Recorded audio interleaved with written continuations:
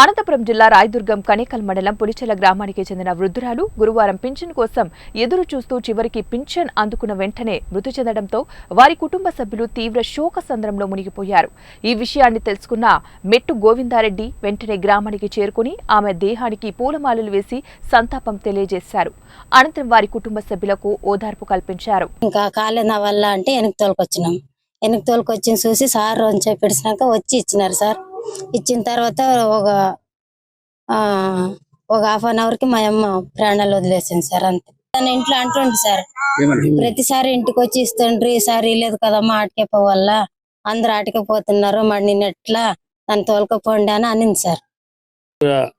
సూర్య ఉదయించక ముందే 5-6 గంటల లోపలే పెన్షన్ అందిస్తూ ఉంటారు.